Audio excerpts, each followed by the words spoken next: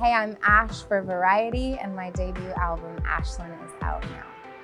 I chose Ashlyn because there's no longer like a separation of church and state, anymore. It's like I have put my whole self into the album.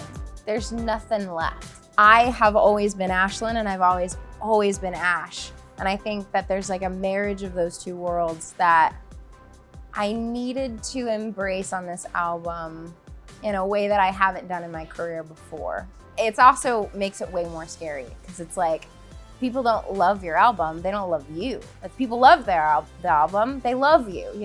It's much more personal making it Ashlyn, but I also wanted that, so I don't know. Could be an idiot or a genius, I don't know, we'll find out.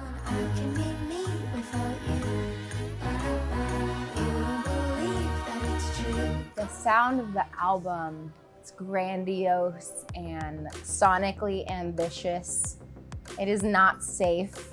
I could have wrote a safer album. I did not make a safe album. And I wouldn't be me if I would have made a safe album, but it's probably part of the reason why I'm so nervous about it, it's because I really went for it.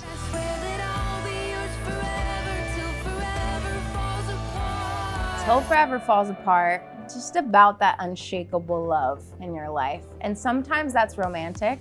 More often than not in my life, it's not been a romantic love. It's been a love you have with your parent or a best friend. It's less fragile, it's more cemented. And in my experience, romantic love is incredibly fragile. If the tide takes California,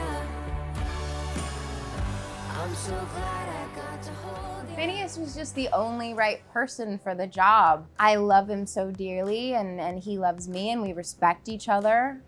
I wanted to know that I had already loved the person I was working with, and so Finneas was like, there was no other option. I want to dance in all my videos now. Yeah, I'm still testing the waters with it. I'm not a dancer. I used to dance competitively when I was like a kid, which is super fun and like a fun piece of me that is like interesting to play with in videos. I'm still getting more comfortable with dancing. It's just so expressive, and I know how to use my body, and I like it. I'm having fun with it. So I'm gonna probably do more of it, but I don't know. I know everything worked out the way it's meant to be, but honestly, every song on the album is personal. But while every song is personal, probably the closest to home, the last song that was written on the album was called Ryne's song.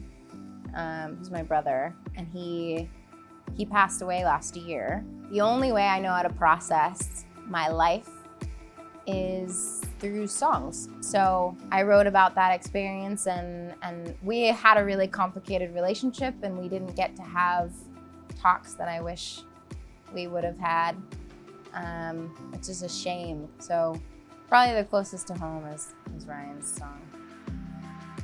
I want fans to not take life for granted. When they listen to the album, I want them to get a little sober to the fact that life is incredibly short and it's just over. Like when life is short, you get to enjoy it so much more uniquely and with more gravity. And so that would be cool if someone could get that from the album.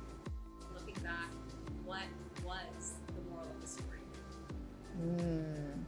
The moral of the story, trust your life, trust your journey.